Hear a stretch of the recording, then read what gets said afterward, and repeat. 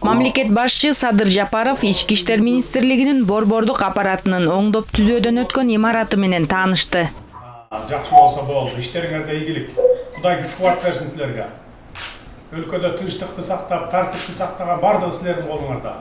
Президентке эл аралык кызматташуу боюнча расмий делегациялар менен жолугушуулар жана онлайн жыйындарды өткөрүү залы көрсөтүлдү. Мамлекет башчысы өлкөнүн бардык облустарында жана шаарларында эл көп чогулган жерлердеги абалды акылдуу камералар аркылуу онлайн режиминде көзөмөлдөгөн ыкчам башкаруу жана координациялоо борборуна өзгөчө көңүл бурду. Записьте кылып көрдүк аябай сонун таза. Аркасында центр управлениясы бул артка кабинеттер чыгарып койгонда.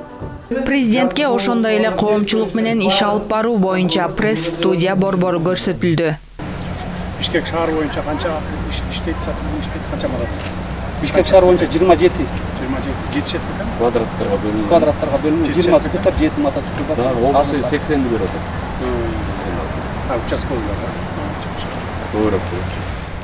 Мындан сырткары милициянын участкалык инспекторлорунун жайкы, кышкы, күзгү, жазгы жана күнүмдүк варианттарындагы жаңы формаларынын комплектисинин макеттери көрсөтүлдү. Аларды ошондой эле кызматтык планшет жана көкүрөк камера менен жабдышат. Садыр Жапаров патрулдук милициянын жаңы техникалары, алардын ичинде электромотоциклдер, автоунаалар, курал-жарак, портативдик көчмө радиостанциялары жана башка атайы жабдуулар менен таанышты.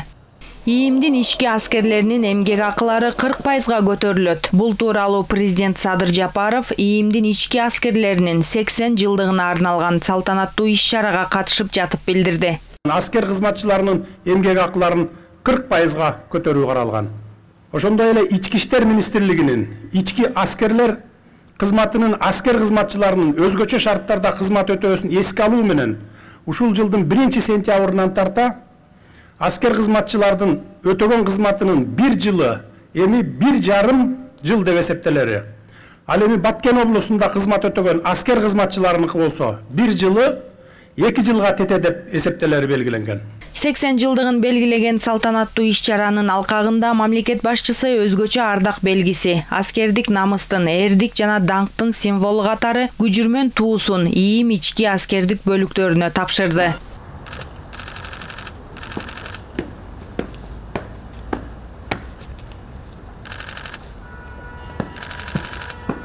Өлкө башчы аскерлерди күжүрмөн туунун тапшырылышы менен куттуктап, 80 жыл мурда түзүлгөн ички аскерлер кызматы бүгүнкү күндө өлкө аймагында ички коопсуздукту камсыздап гана тим болбостон, коомдун жаркын келечегине коркунуч туудурган ар кандай чакырыктарга каршы алгылыктуу күрөш жүргүзүп жатканын белгиледи.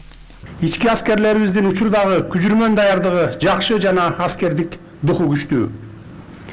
Алар кандай гана милдеттер жүктөлбөсүн, жоопкерчилик менен так аткарууга даяр экенин акыркы жылдарда өлкө аймагында орун алган окуялар айкын көрсөттү. Андан соң өлкө башчы ички иштер министрлигинин коллегиясына катышты. Милициянын иштеп жатканын, катардагы жөнөкөй жарандан тартып, өлкө жетекчилигине чейин сезиши керек. Коюлган талаптардын аткарылышын камсыз кылууну мен министрликтин жетекчилигинен талап кылам жана жеке өзүмдүн көзөмөлүмө алам, деди мамлекет башчысы. Бүгүнкү күндүн жана коомдун талабын эске алуу менен президент Садыр Жапаров ички иштер органдарына төмөнкү багыттагы негизги иштерди жүргүзүүнү талап кылды. Профилактика иштерин күчөтүү, калкка заманбап сервистик тейлөөнү калыптандыруу менен милицияга болгон ишенимди арттыруу. Жарандарыбыз менен тыгыз байланышта болуп, алардын арыз-муңдарын кунт коюп угуп, ар тараптуу жана толук чечүү, кылмыштуулукка каршы күрөшүү алкагында эл аралык террористтик жана экстремисттик уюмдар тарабынан мүмкүн болгон коркунучтардын алдын алуу иштерине өзгөчө көңүл буруу менен иш-чараларын күчөтүү, антка бекем турган, жогорку моралдык сапатка кесипкөй кадрларды даярдоо менен милициянын жаңы образын коомго тартуулоо ишмердигин уюштуруу. Президент Садыр Жапаров ички иштер органдарынын кызматтык милдеттерин аткаруу учурунда курман болгон кызматкерлеринин эстелигине гүл койду.